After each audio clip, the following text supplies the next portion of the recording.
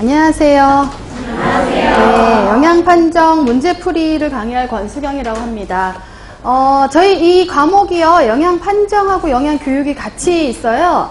그래서 우리가 이제 6주 문제풀이 과정이니까, 한 3주 이렇게 되겠죠? 네. 근데 영양교육이 너무 짧죠? 네. 사실은 영양교육이 비중이 제일 많은 과목인데, 그래서 한 2주 반 정도는 이제 빨리 가능한 영양판정을 중요한 거 위주로 완벽하게 그래도 해야죠. 네, 그래서 중요한 거 위주로 정리를 하고, 그 다음에 이제 나머지 시간은 그 영양교육의 문제를 풀 거예요. 사실 영양교육이 그동안에 이제 기출됐던 거를 보더라도 문제 양이 제일 많아요. 네, 그래서 영양판정을 앞부분에서 함께 보고, 그 뒤에는 영양교육을 문제를 풀 거고요. 그 다음에 이제 생애주기도 사실 6주까지 안 가요. 네, 4주하고 조금 더 시간에 끝낼 거고요. 나머지 시간은 또 다 영양교육 문제를 풀도록 할 겁니다. 그래서 영양교육이 왜 이렇게 짧지? 걱정은 안 하셔도 됩니다. 충분히 많은 양을 할 거고요. 기출문제를 다 풀어볼 거예요. 자, 그럼 이제 영양판정부터 보도록 하겠는데요. 자, 첫 번째, 지금 이게 195페이지네요. 네. 195페이지에 영양판정 문제에서 요 첫 단원에는 식사평가와 신체 계측이 나와 있고, 그 다음에 이제 다음번에 나오는 단어, 다음 장에서는 보면 생화학하고 임상조사 이렇게 나와 있는데요. 요 네 가지가 사실은 우리가 영양상태를 평가하기 위해서 직접 조사하는 방법이 요 네 가지죠. 식사, 신체, 생화학, 임상 이렇게. 근데 오늘은 이렇게 앞부분에서 식사평가와 관련된 내용이라든지 신체 계측에 관련된 내용 문제를 풀어보도록 하겠습니다. 네, 1번 볼까요? 다음은 무엇에 대한 설명인가? 그래서 지금 1번, 2번, 3번, 4번, 5번에 대한 것은 이 5번 문장이 전부 다 한 가지 식사조사법을 설명하고 있는 거예요. 자, 일단 그럼 이제 문장을 한번 보시면 첫 번째 1번 식사 섭취에 자세한 양적 평가를 필요로 하지 않을 때 주로 이용된다. 그럼 이거는 이 조사법으로는 섭취량에 대한 자세한 조사는 안 된다는 얘기예요. 양적 평가가 안 된다는 얘기고요.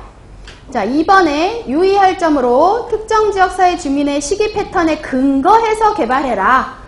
그래서 전혀 지역이 다른 주민들한테는 다른 지역 주민 대상으로 개발된 이 조사지를 쓸 수 없다는 얘기예요. 그 지역 주민의 어떤 그런 생활 패턴이나 생활 환경을 굉장히 고려해서 요 조사지를 만들어야 된다는 얘기고요.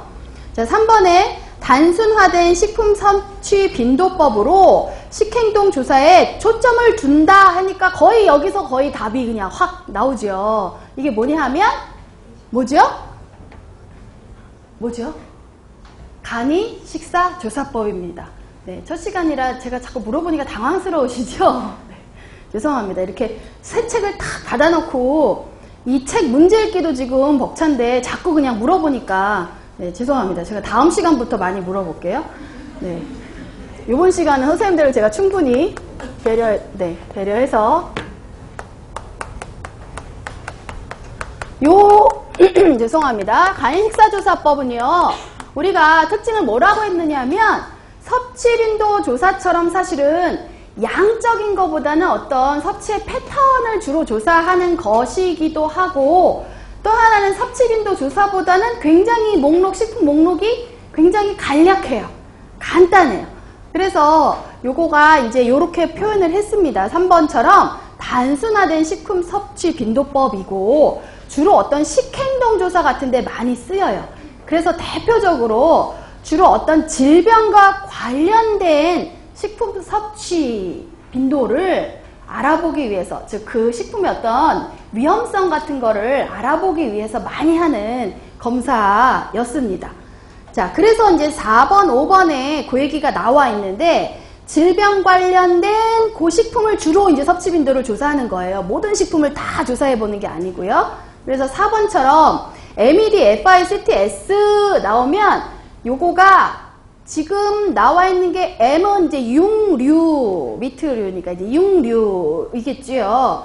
E는 주로 이제 계란, 그 다음에 D는 우유, 유제품, 그 다음에 F는 튀김이겠죠. 튀김. 예, 프라이니까. 그 다음에 I는 in baked에서 이건 구운 거를 얘기해요. 구운 제품. 베이크한 제품. 그 다음에 C는 편의식품. 네, 편의식품이고요. T는 이제 테이블 팻에서 이제 식탁용 지방이에요. 예. 그리고 이제 S는 스낵 종류를 얘기를 해요. 그래서 보면 고기나 계란, 유제품, 뭐 튀긴 거, 구운 거, 아니면 편의식품, 뭐 그다음에 식탁용 지방, 아니면 뭐 이렇게 스낵류 이런 것들이 주로 딱 보니까 주로 이렇게 지방, 뭐 콜레스테롤, 뭐 포화지방 이런 거를 섭취하게 되는 식품들이 주로 많이 있어요. 그래서 총지방이나 뭐 포화지방이나 콜레스테롤 있는 이런 식품들을 주로 보는 거예요. 그래서 요거는 주로 어떤 질병과 관련성의 식사 위험성을 알아보기 위해 하는 거냐면 왜 관상심장질환, 관상심장질환자들에게 심혈관에 이렇게 문제가 있는 그런 사람들과 관련된 어떤 식사의 위험성을 알아보기 위해서 주로 이렇게 지방이나 포화지방이나 콜레스테롤이 높은 것들의 이런 식품들의 목록을 놓고요. 얘네들의 섭취 빈도를 조사해 보는 거예요. 그래서 이런 것처럼 주로 어떤 식행동 또는 질병 관련 어떤 식품 섭취를 통해서 식사의 위험도 이런 정도를 이제 알아보는 게 간이식사조사법이고요. 5번 같이 암 관련해서는 어떤 것들을 주로 목록에 실어 놓느냐 하면요.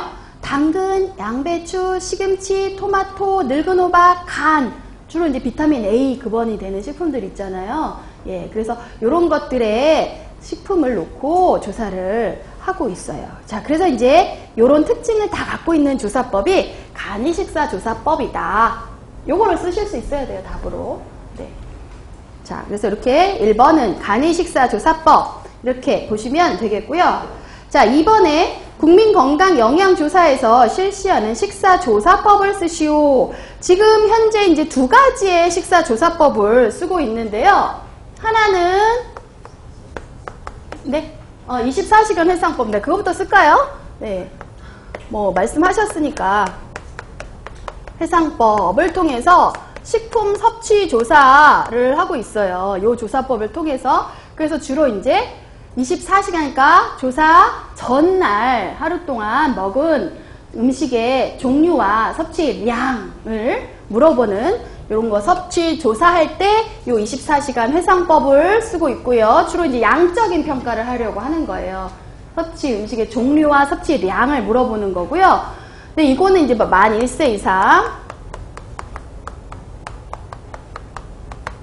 하고 있습니다. 자, 그리고 또 하나는 섭취 빈도를 알아보기 위해서 식품 섭취 빈도 조사법을 쓰고 있고요. 요거는 이제 만 19세에서 64세 대상으로 하고 있고요. 그래서 그 2가지의 식사조사법을 지금 이용해서 섭취 빈도와 식품 섭취에 관련된 섭취 음식의 종류와 섭취량을 알아보는 요 2가지를 하고 있습니다. 자, 그런데 이제 식품 섭취 빈도 조사법을 조금 더 그 조사표를 조금 들여다보자면 현재 하고 있으니까 좀 자세히 알아두면 좋을 거 아니에요? 2012년까지는 음식 목록이 좀 다 작았고요. 그러니까 제6기 조사, 2013년도 조사부터는 지금 음식의 그 식품 섭취 빈도 조사표에 수록된 식품의 종류가 112개예요. 네. 사실은 한 100개 정도는 돼야지 웬만한 조사가 이제 이루어진다고 보고 있거든요. 그래서 지금 우리나라에서는 요 섭취 빈도 조사에서 음식의 종류가 실려있는 음식의 종류, 식품의 종류가요 112개 들어가 있습니다. 그래서 요런 112개, 그러니까 주로 우리나라 국민들이 주로 많이 먹는 식품을 목록에 넣겠죠. 요 112개 목록에 대해서 빈도를 체크하도록 되어 있고요. 빈도는 한 9단계 정도로 나뉘어 있어요. 조사지에 보면.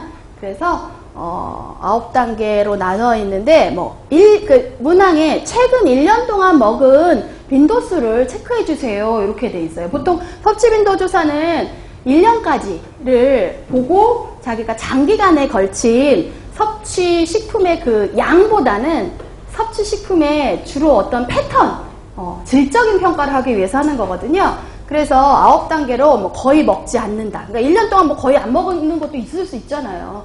별로 안 먹는 거. 그리고 또 이렇게 하면 좀 보기 힘드시려나? 네.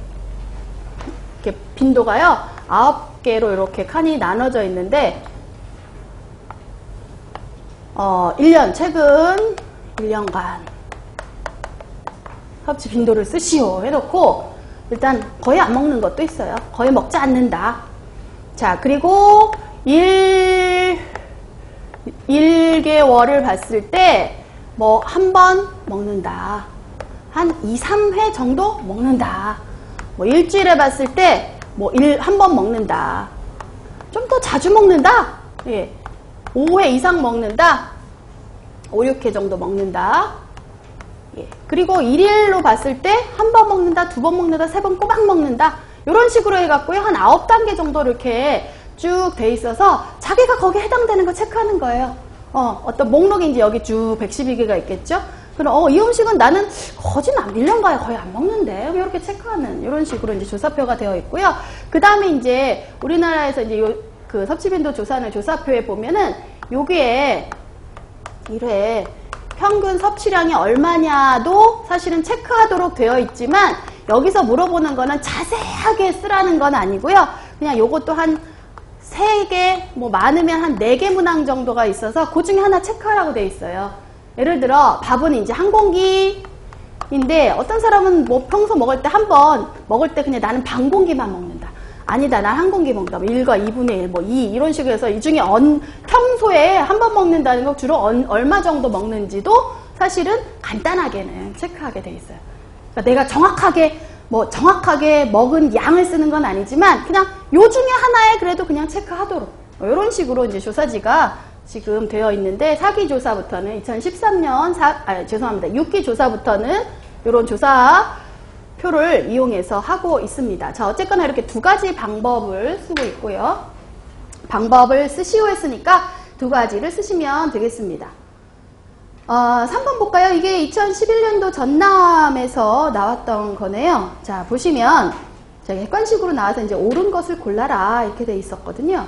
자, 1번 단백질 섭취량. 이거 우리 이제 영양 판정의 이론 교재에 생체 지표 해갖고 이 처음에 앞부분에서 한번 간단하게 정리를 했던 거예요. 그래서 보시면 자, 1번에 단백질의 섭취량 알아볼 수 있는 생체 지표는요. 뭐였죠? 주로 소변을 갖고 있죠. 소변 24시간 묘에서의 배설량을 갖고 알아봤어요. 그래서 단백질 섭취량은 24시간 묘에서의 뭘 갖고? 질소 배설량. 24시간 묘의 질소 배설량을 갖고 여기서 이제 앞으로 제가 뇨라고 하는 거는 24시간 뇨를 얘기를 하는 거고요. 근데 사실 솔직히 얘기하면 또는 질소량, 소변에 나오는 질소량, 뇨 질소량 24시간 동안 이게 받는다는 게 굉장히 좀 어렵거든요. 그래서 24시간까지는 안 하고 그냥 간단하게 하는 경우도 있긴 있어요. 그래서 우리가 보통은 그냥 뇨 질소량 이렇게 정리하시면 되겠습니다. 자, 그래서 단백질의 섭취량은 알아보는 생체 지표로는요. 뇨의 질소량을 갖고 알아봐요. 1번 틀립니다. 네. 주의하셔야 돼요. 우리가 단백질의 영양 상태를 알아보기 위해서 생화학 검사할 때는 혈청 알부민 봤잖아요. 근데 여기서 얘기하는 거는 단백질 섭취량을 얘기하는 거지 단백질의 영양 상태 판정을 하기 위해서 하는 생화학법을 얘기하는 게 아니에요. 예, 우리가 식사조사, 그 1단원의 식사조사에서 얘기했던 생체 지표를 물어보는 거예요. 예, 우리가 뒤에 생화검사에서 했던 단백질의 영양 상태를 보기 위한 혈청 알부민이라고 생각하시면 안 됩니다. 요거는. 네. 식사 내 섭취량 파악하는 생체 지표는 따로 정리했었죠, 우리가. 자, 1번 아니고요. 자, 2번에 나트륨. 사실 나트륨도 마찬가지예요. 요거는 뇨의 나트륨량. 즉, 이제 뇨의 나트륨 배설량이겠죠? 네. 뇨의 나트륨 배설량을 갖고 알아봐요. 2번도 틀립니다. 자, 3번 해조류 섭취량은 사실 이거는 관계없고요. 자, 그 다음에 이제 4번 육류 섭취량은 맞죠. 소변의 3메틸히스티딘의 양을 갖고 육류 섭취량을 우리가 한번 알아볼 수 있어요. 생체 지표가 됩니다. 자, 그래서 4번. 옳은 거 골라라 하면 답을 4번 이렇게 골라야 돼요. 자, 그 다음에 이제 5번에 비타민C 섭취량 해놓고 백혈과 아스코르빈산, 즉 백혈구에 있는 비타민C를 했는데, 우리가 비타민C 영양 판정을 할 때 혈중에 있는 비타민C도 볼 수 있고요. 이렇게 백혈구에 있는 비타민C를 봐요. 근데 두 개는 어떤 차이가 있느냐 하면, 혈중의 비타민C는 주로 뭘 봐요? 그나마 최근 섭취량을 반영한다고 봐요. 혈중에 있는 비타민C는. 그런데 이렇게 백혈구에 있는 비타민C는요, 최근 섭취량을 반영한다기보다는 체내 저장량을 반영하는 거예요. 체내 존재하는 양을 보는 거지, 요게 최근의 섭취량을 반영하는 게 아니에요. 그래서 요거는 여기 나온 것처럼 백혈구에 있는 아스코르빈산 또는 이제 비타민C는요, 체내에 존재하는 양을 나타내는 거지, 이렇게 최근의 섭취량을 나타내는 지표로는 쓰이지 않습니다. 자, 그래서 맞는 거는 3번에 4번이 되겠죠. 자, 그런데 요거 말고도요, 칼륨 같은 경우도요, 뇨에서의 칼륨 배설량을 갖고 섭취량을 알아보는 생체 지표를 써요.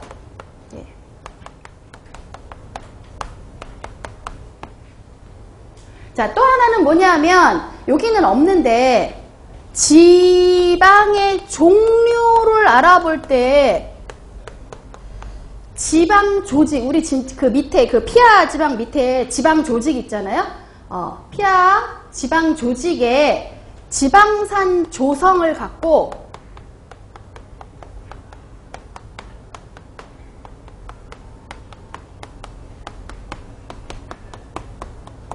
요거를 갖고요, 지방의 종류의 생체 지표로 삼고 있어요. 그래서 이거는 식사 조사를 했단 말이에요. 그래서 얼마 먹었고, 단백질 섭취량이 어떻고, 예를 들면 육류 섭취량이 어떻고 해갖고 식사 조사 결과가 나왔어요. 우리가 흔히 하는 이런 걸 통해서 이제 나왔단 말이에요. 근데 이 조사가 진짜 제대로 됐나? 섭취량을 정말 제대로 반영했나? 를 알아보고 싶을 때 이런 생체 지표를 한번 알아봐요. 그래서 이게 비슷한 결과가 나왔다 그러면 식사 조사가 타당성이 있었네, 이렇게 알아볼 때 이런 생체 지표를 통해서 그 식사 조사의 타당성을 또 알아볼 수가 있어요. 자, 그래서 여기서 옳은 거 골라라 했으니까 요거는 4번입니다. 4번. 자, 4번밖에 없어요, 맞는 게 지금. 네. 자, 4번 문제 보죠. 자, 요거는 이제 2011년도 기출 문제가 되겠습니다. 자, 보시면 다음은 12세 남학생인 연우 경수가 일주일간 섭취한 에너지의 평균값이다. 이 결과에 따라 영양지도를 계획을 하려고 할 때 두 학생에 대해 각각 2가지 조사만 실시한다면 조사 항목이 가장 잘 선택된 것은, 자, 요거는 뭐냐 하면 식사조사법을 우리가 어떤 걸 쓸 것인가 할 때 내가 알고자 하는 것을 잘 나타내는 조사법을 내가 선택을 해야 돼요. 그러려면 각 식사조사법의 장점이라든지 단점이라든지 이런 걸 통해서 내가 알 수 있는 정보를, 몽지를 정확하게 알아야 돼요. 그래서 양적 평가를 하고 싶다, 그럼 섭취량에 대한 정보조사가 자세하게 되어 있는 기록법이나 아니면 24시간 회상법을 통해서 양에 대한 정보를 얻어야 되는 거고, 그 다음에 그게 아니라 장기간에 걸친 얘가 주로 어떤 식품을 먹고 주로 어떤 식품은 잘 안 먹고, 요런 어떤 것들을 편중 여부라든지 뭐 이런 것들을 알고 싶다라면 장기간에 걸친 섭취의 빈도를 조사해야 되는 거고, 그게 다르거든요. 그래서 이제 그런 거를 좀 기억을 하면서 보셔야 되는데, 요 표에서 지금 나타나는 게 여러 가지 정보가 있어요. 일단 자, 봅시다. 신장과 체중을 먼저 보면, 지금 항상 선생님들이 기억하셔야 될 게, 문제에 제시된 정보는 전부 다 답과 관련된 정보예요. 하나도 그냥 쓴 건 없어요. 여기서 제시된 정보는요, 답 고를 때 다 필요한, 요거를 다 고려한 답을 골라야 정답이 되는 거예요. 자, 그래서 보시면 신장 체중을 먼저 보시면, 신장 체중에서 비만도도 한번 체크해 보셔야 돼요. 만약에 비만 학생이다 그러면 얘한테는 뭐 식사 기록법을 통해서 계속적으로 얼마를 먹는지 이런 것들을 좀 보셔야 될 거 아니에요? 근데 지금 보니까 얼추 그냥 봐도 막 계산하지, 뭐 BMI만 이렇게 계산하지 안 하셔도요, 얼추 보니까 표준 체중이 거의 그냥 비슷해요. 크게 비만의 문제는 없는 것 같아요. 그죠? 그냥 우리 마이너스 100 곱하기 0.9 하면 표준체중이 쉽게 나오잖아요. 계산 그럼 대충 보면 한 54 전후 하면은 괜찮은데 보니까 얘네들을 다 그래요. 거의 크게 비만이나 자체중에 문제는 없는 것 같아요. 자, 그리고 또 두 번째 여기서 제시한 항목이 이제 에너지 섭취량인데 여기 보니까 얘네들이 평균적으로 먹는 양은 2300하고 2250이에요. 그랬을 때 지금 이 친구들이 12살이잖아요. 12살 남학생인데 12살 남학생이면 얼마 정도가 우리가 보통 먹어라 하는 양이죠? 12세의 남자면 한 2500이거든요. 그래서 봤을 때 크게 문제는 없어 보여요. 이 숫자 자체로. 그쵸? 자, 그런데 표준 편차가 나와 있어요. 그럼 얘도 활용하라는 얘기예요. 자, 표준 편차는 뭐냐면 평균은 요건데 그거 말고 이렇게 얼마나 차이가 한 번은 얘가 2300 마이너스 1200을 먹을 수도 있는 거고 어떤 때는 2300 플러스 1200도 먹었다는 소리예요. 그러니까 표준 편차가 지금 연우인 경우는 굉장히 커요. 얘는 막 굶을 때 확 굶고 먹을 때는 확 먹어요. 표준 편차가 큰 경우는 폭식이나 결식을 할 수도 있다는 얘기 지금. 그러니까 이런 결과가 나온 거예요. 자, 그런데 그에 비해서 경수는 그렇게 크지는 않습니다. 그래서 일단 연우 학생은 비만은 아닌 것 같고 평균 에너지 섭취량에 큰 문제는 없는 것 같은데 표준 편차가 크다라는 얘기는 폭식이나 결식 할 수 있다라는 거고 요거의 원인 해갖고 스트레스 여부도 같이 조사해 줄 수 있는 거예요. 자, 그리고 여기 보시면 사실은 이게 객관식 문제였거든요. 항상 보시면요. 객관식 문형에서 물어보는 거와 주관식, 우리 지금 준비하는 서답형 문제에서 제시하는 거랑은 살짝 요거하는 답이 또 틀려요.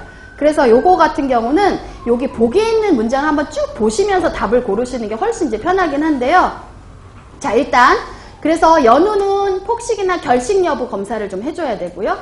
자, 그리고 또 하나 여기 섭취 비율이 나왔네요. 그럼 요것도 고려하라는 거예요. 요것도 뭔가 답 고를 때 필요하다는 얘기예요.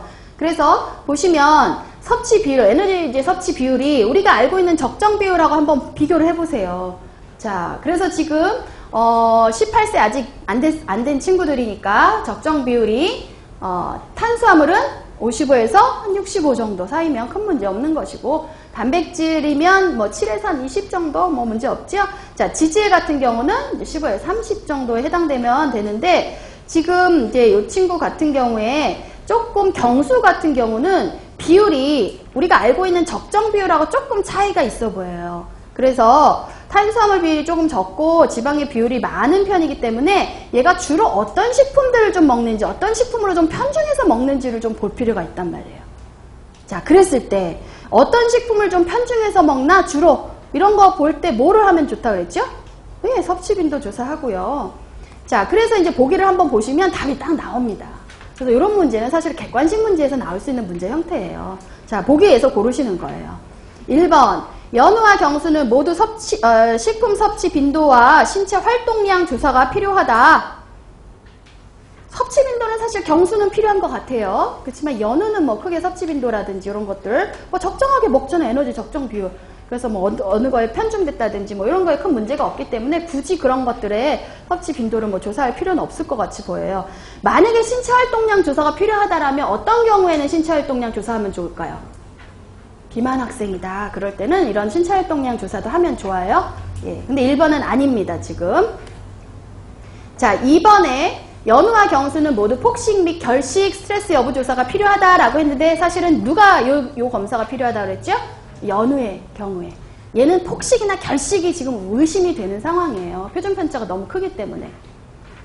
자, 그래서 요 2번도 틀립니다. 경수는 이 검사를 굳이 지금 별로 이쪽으로 의심되지 않아요. 필요 없습니다.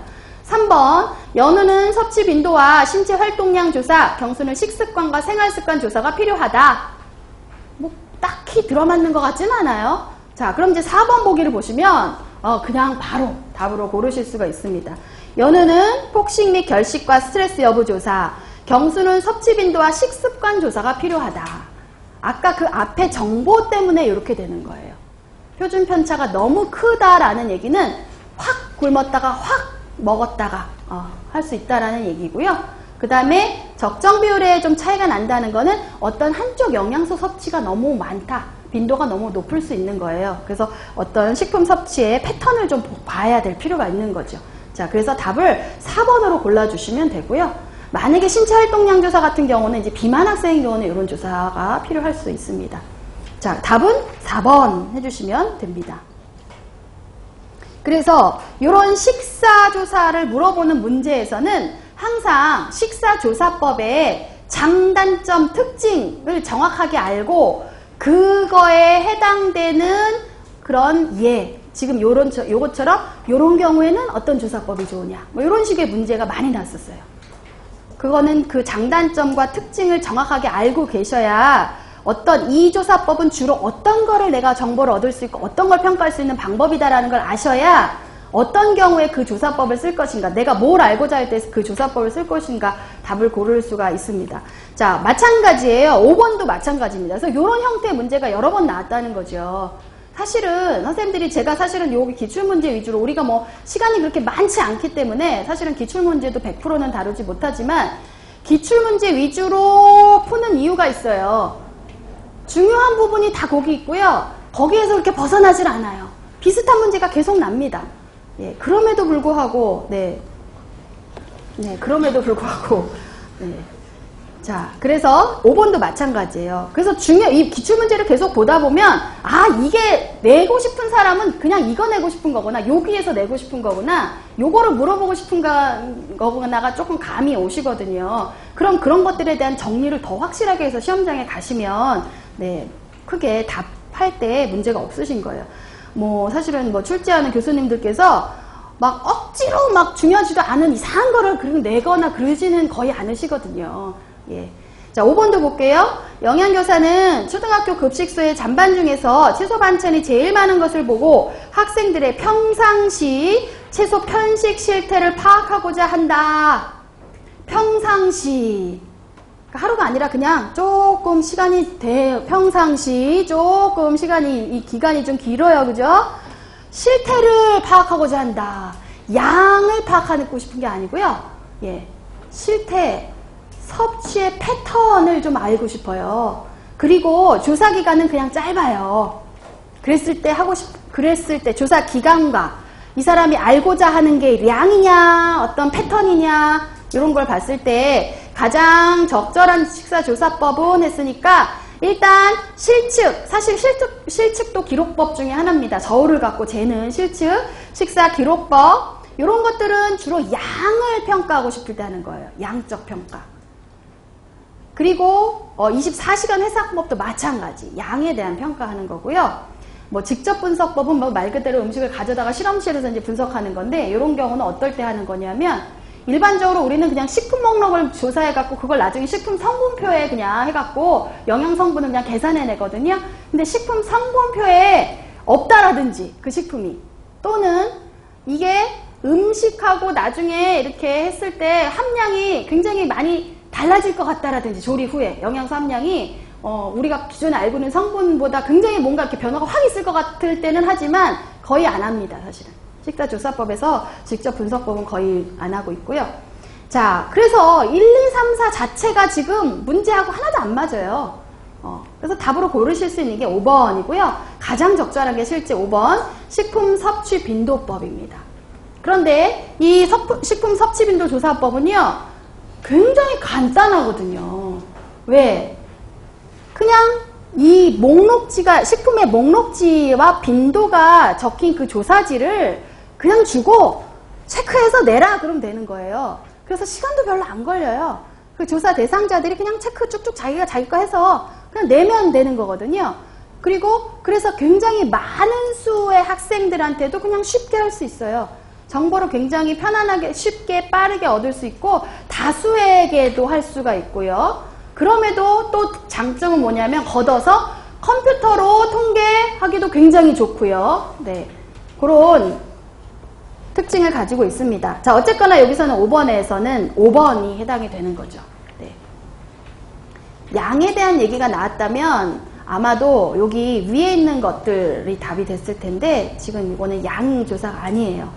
예, 어떤 영양 섭취의 패턴을 파악하고 싶은 겁니다. 자, 그리고 빨리 할 수 있고요. 여러 명한테도 할 수 있어요.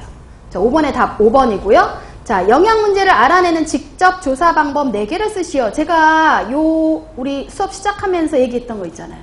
영양 상태를 파악할 때 직접 조사하는 방법 4개가 있다. 그죠? 식사 조사,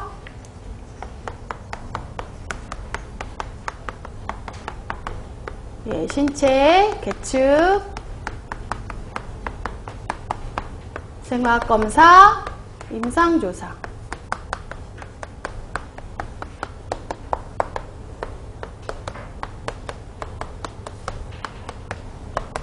자, 이렇게 4가지가 있습니다. 근데 이거는 그냥 우리 밥 먹고 나서 피곤하니까 잠깐 재밌게 얘기해 보자면, 가끔가다 ABCD 방법을 쓰시오.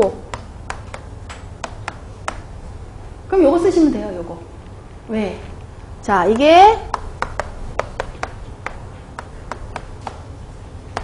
영어로 표현하면 이렇거든요.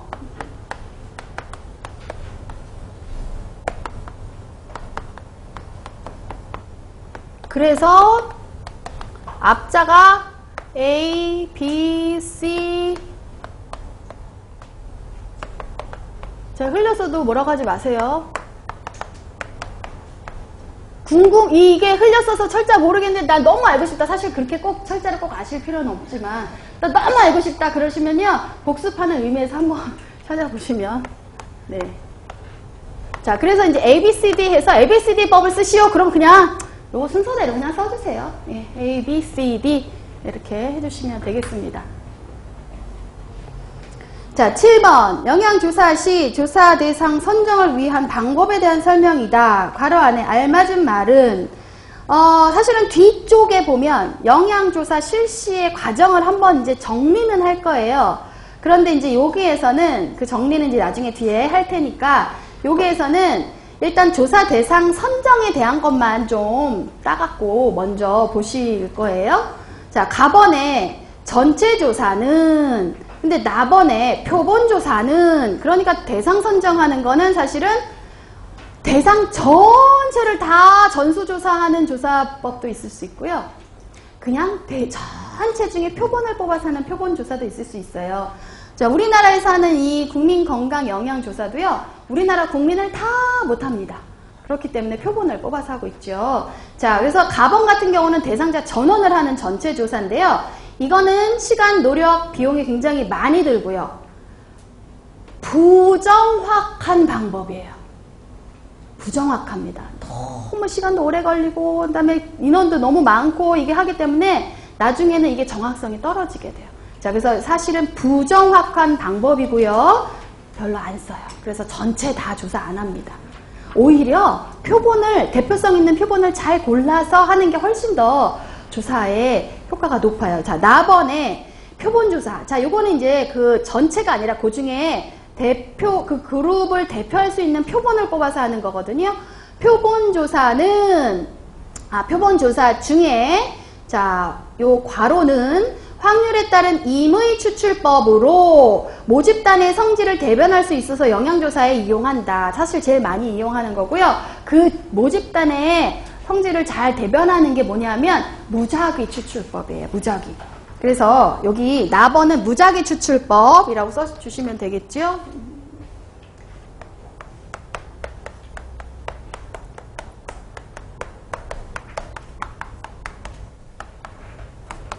확률적인 방법이고요. 확률적으로 표본을 뽑는 방법이고요.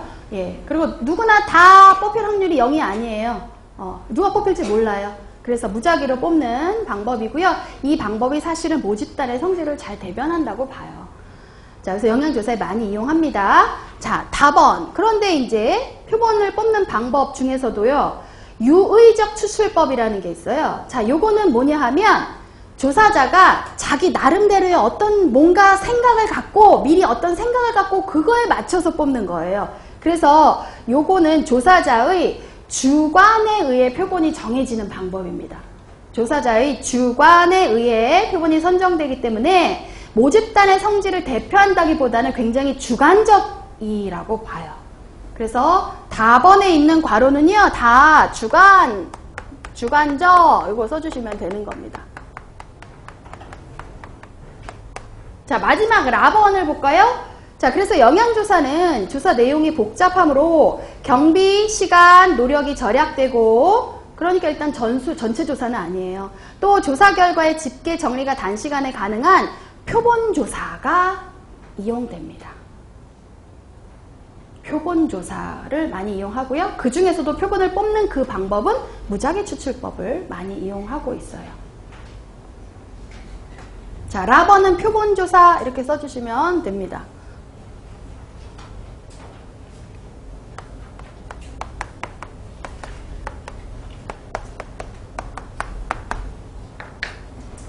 자, 근데 사실은요, 요거는 너무 사실은 조금 이렇게 단편적인 문제고요. 요거보다는 영양조사의 전체 실시 과정 있잖아요. 그거는 순서대로 한번 꼭 정리를 해보셔야 돼요. 나중에 뒤에서 우리 정리해 볼 거예요.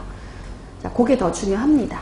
자, 8번에, 자, 이건 진짜 간단한 문제죠. 질병과 시계와의 관계를 규명하기 위해 정보를 얻고자 한다. 목표가, 이거 얻고 싶은 게 목표예요. 그러면 요거를 얻을 수 있는 조사법에서 가장 적절한 식사 조사 방법은 무엇인가? 요거죠. 네.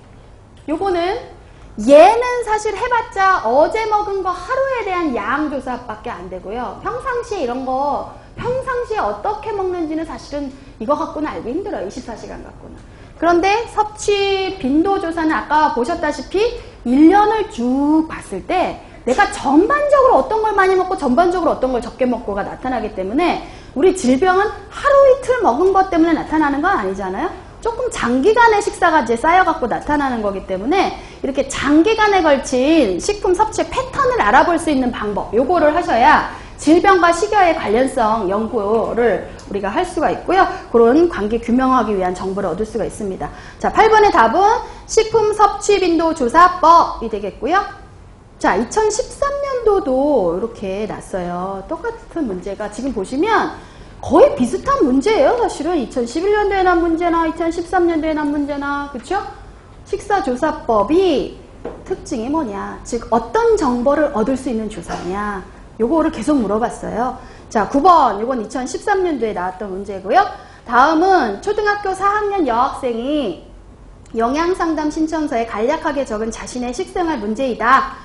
영양교사가 학생의 채소 섭취 실태를 진단하기 위한 활동으로 가장 옳은 것은, 네, 보면 여기 이제 저는 어려서부터 시금치 나물을 싫어했기 때문에 식사 때마다 엄마랑 다투게 되었고 몸에 좋다며 끝내 먹이신 엄마 때문에 이제 시금치 나물은 보기도 싫고 집 밖에서도 절대로 먹지 않습니다. 아휴, 참, 네, 안타까운 상황이죠. 네. 도대체 왜 시금치 나물을 먹지 않으면 안 되나요? 그래서 이제 결국 뭐예요? 어떤 거를 안 먹는다잖아요. 이거는 얘가 편식하는 거예요. 안 먹는 거예요. 자, 그랬을 때 지금 량을 알아보고 싶은 게 아니고요. 섭취 실태, 섭취의 패턴, 어떤 식품을 주로, 어떤 걸 주로 먹고 어떤 건 주로 안 먹고 지금 이제 요거를 얘는 조금 알아봐야 될 필요가 있단 말이에요. 자, 그랬을 때 1번 혈중 비타민C 수준을 측정하여 채소의 편식 정도를 파악한다.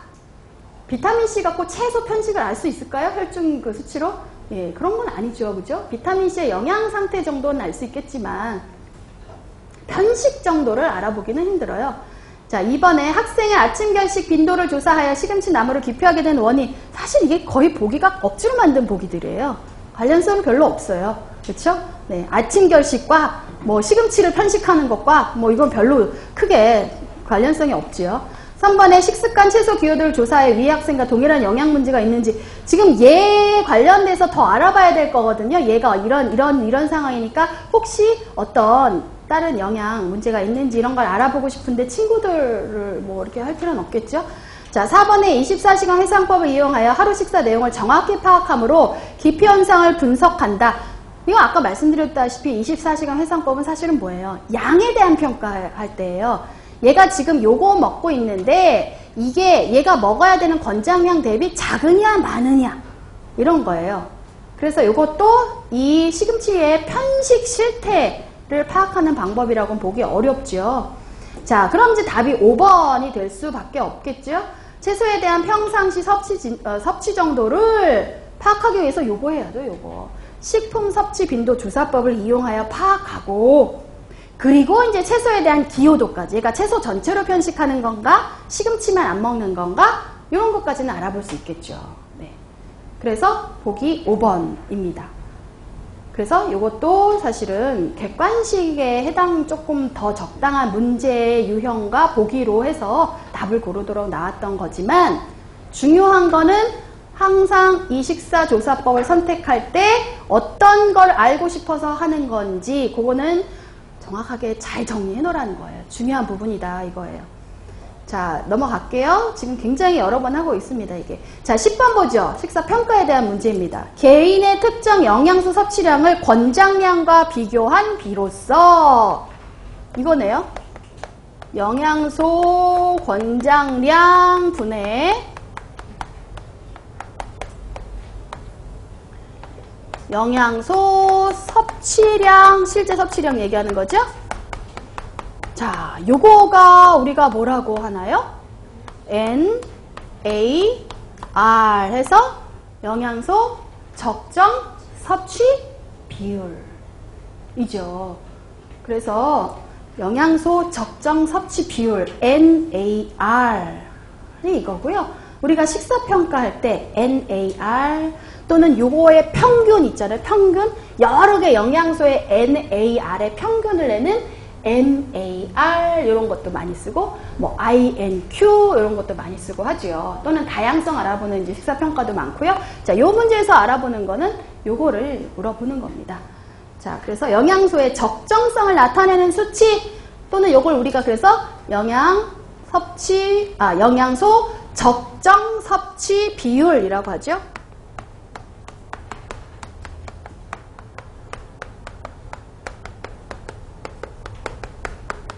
그래서 권장량분의 섭취량 하면 되는데 주의할 거는 요거 최대값이 1이에요. 1이 넘어서는 계산 결과가 나와도 그냥 1로 하셔야 되는 겁니다. 예를 들어 비타민C 같은 경우에 권장량이 100인데 내가 하루에 150 먹었다. 그래도 그냥 NA 최대값은 1이니까 그냥 1 이렇게 해주셔야 돼요. 네.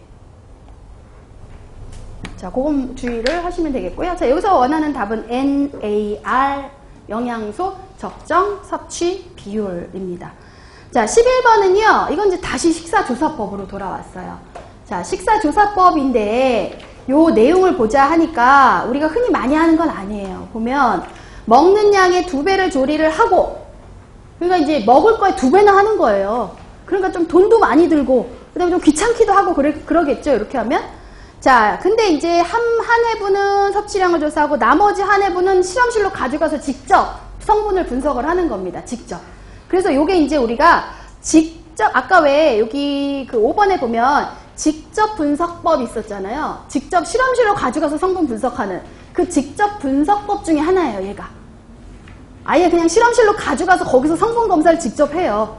그래서 이게 직접 검사법, 직접 분석법 중에 하나인데 그 중에서도 동량수거법이라고 합니다.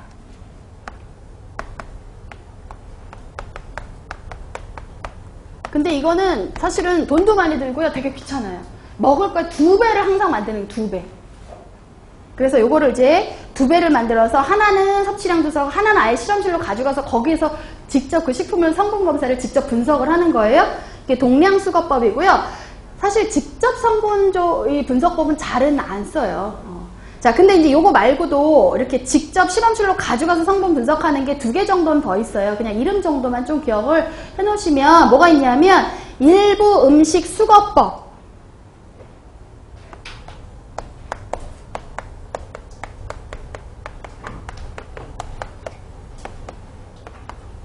그래서 요것도 직접 가져가서 이제 실험실에서 성분을 검사하는 거이고요. 이거는 뭐냐면 일단 섭취량을 측정을 해요. 그리고 이거는 이제 2배까지는 안 만들어요. 그냥 그 먹은 거를 섭취량 조사하고 그 남은 걸 가져가서 성분을 조사하는 거예요. 직접 성분을 분석하는 거예요. 실험실에서. 2배까지는 아니지만 섭취량 적고 그 다음에 식품을 가져가서 실험실에서 직접 분석하는 방법이고요. 자, 세 번째가 이제 동일식품수거법인데 요거는 섭취량을 조사하고요. 얘를 실험실 가서 분석은 하는데 그거를 그 조리되기 전의 상태 있죠. 그 식품 조리되기 전의 상태로 분석을 해요. 이거는 예, 근데 이것도 사실 별로 안 씁니다, 요즘에는. 자, 그래서 이런 것들은 이제 직접 분석법이고요. 요거 하는 이유는 그거예요. 아까도 얘기한 것처럼 식품 성분표에 없는 음식이에요. 성분표에 있으면 굳이 이걸 우리가 실험실에 가서 직접 성분 분석할 이유가 없어요. 성분표에 없다라든지 또는 조리 후에 영양소가 굉장히 많이 변화될 것 같다라든지 뭐 이런 경우에만 하는 거죠. 그래서 사실 별로 안 합니다. 자, 12번까지 하고 조금 쉴게요. 자, 12번 24시간 회상법의 장단점을 3개씩 쓰시오. 그래서 아까처럼 사실은 이렇게 어떤 실예를 살짝 주면서 이거의 조사법으로 적당한 거 뭐냐? 이렇게 날 수도 있고요. 아니면 그 이름과 장점을 쓰시오. 요런 유형의, 서답형에서는 그런 유형의 문제가 서술형에서는 가끔 나거든요. 그냥 단답형으로 딱 쓰게 하는 것도 있지만 요거와 뭐 그거의 어떤 특징을 쓰시오라든지 장점을 쓰시오라든지 뭐 활용도를 쓰시오라든지 이런 식으로. 자, 그래서 한 번씩은 정리를 해보시면 좋습니다. 자, 24시간 회상법의 장점, 사실은 조금 여러 개가 있지만 그 중에 이제 3개 정도를 쓰라는 거니까요. 자, 첫 번째 장점. 인터뷰 형식으로 이루어지죠. 24시간 회상법은 주로 어제 못 오셨어요? 그래서 항상 조사자가 주로 질문하면 거기에 대한 답변을 합니다. 그래서 그게 어제 긴 게 아니라 어제 하루 아침에 뭐 먹고 점심 뭐 먹고 저녁 뭐 먹고 뭐 얼마 먹고 이런 거기 때문에 해봤자 20분이면 끝나요. 그렇게 길지 않습니다. 질문과 답변하는 시간이, 조사 시간이. 그래서 자, 일단 조사 시간이 짧아요. 한 20분 정도면 끝나요. 그러니까 별로 그렇게 조사가 부담스럽지 않습니다. 대상자들이 별로 부담스럽게 생각하지 않아요. 자, 그 다음에 이제 두 번째. 물어보면 말로 답하는 거기 때문에 읽고 쓰는 거에 별로 구애받질 않아요. 즉, 읽고 쓰는 것이 불편한 사람에게도 가능해요.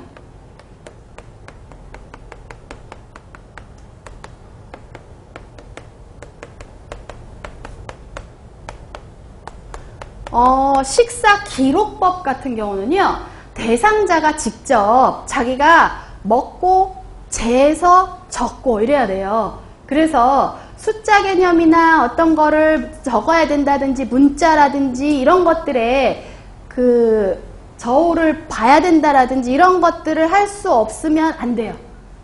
그래서 어느 정도는 조금 문자나 숫자나 어떤 수치에 대한 조금 수준이 필요하고요. 이거는 그렇지 않아요. 예. 자, 그리고 별로 돈도 들 것도 없어요.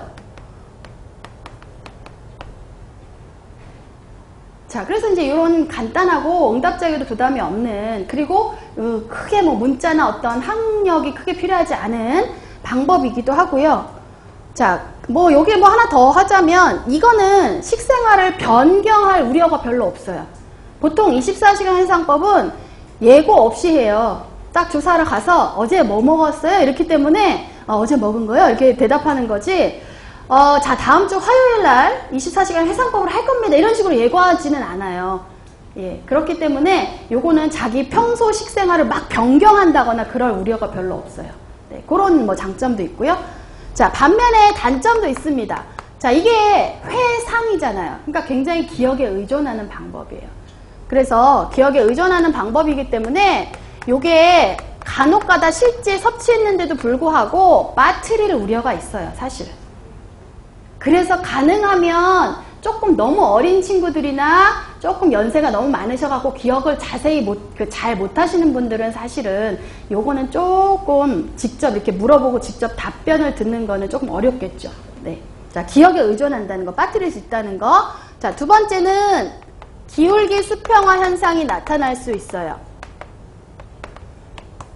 요거가 24시간 회상법에 나타나는 특징이에요. 자, 쉽게 얘기하면 섭취가 실제 먹은 게 그대로 똑같이 보고되는 게 아니라 실제 섭취량하고 이게 그 사람이 먹었다라고 이렇게 대답하는 보고량, 죄송합니다. 제가 거꾸로 적었네요. 수평화가 되려면 이쪽이 보고량이고요. 이쪽이 실제 섭취량이 돼야 돼요. 자, 그러면 사실은 실제 먹은 게 그대로 보고되면 똑같이 그대로 보고되면 이런 식으로 나타나야 되는데 그게 아니라 이렇게 기울기가 눕게 이렇게 나타나는 거예요. 기울기가 이렇게. 기울기가 수평화 이렇게 더 누워서 그 얘기는 뭐냐면 실제 먹은 것보다는 어떤 게 좀 많게 보고되고 많이 먹은 거는 조금 작게 보고된다는 거예요. 그래서 요 실제 적게 먹은 거는 조금 더 실제보다 많이 먹은 걸로 보고되고 실제 많이 먹은 거는 사실은 실제 먹은 것보다도 이렇게 좀 작게 보고될 수 있다라는 게 기울기 수평화 현상이고 요게 24시간 해상법의 단점, 특징 기억해 주셔야 돼요. 자, 그 다음에 이제 얘는 어디까지나 1일이거든요. 물론 1일 갖고는 그래서 단점에 요거 갖고는 사실은 평소 섭취량을 반영한다고 보기는 어려워요. 이거 한 번 먹은 거 갖고 사실 이게 이 사람이 평상시 항상 이렇게 먹는다라고 말하기는 조금 어렵거든요. 그런데 그냥 보통 해상법은 24시간을 하는데 만약에 정말 조금 더 이렇게 요 하루 갖고 파악하기 힘든 조금 평상시의 어떤 상태를 좀 파악하고 싶다 하면 해상법 조사를 하루만 하지 말고요. 한 3번 정도, 사흘 정도 하는 게 좋아요. 그래서 한 주 중에 한 이틀 하고요. 주말에 한 사흘 정도 하고요. 그렇게 하면은 요거는 조금 보완될 수는 있어요. 그렇지만 일반적으로 그렇게는 안 하고요. 우리가 가장 편안하게 그냥 많이 하는 조사 중에 하나가 24시간 해상법이거든요. 그냥 나가갖고 어제 뭐 드셨어요? 보통 이런 식으로 조사를 많이 하긴 해요. 자, 그래서 요거까지 장단점 정리를 했습니다. 네, 좀 쉬었다 할게요.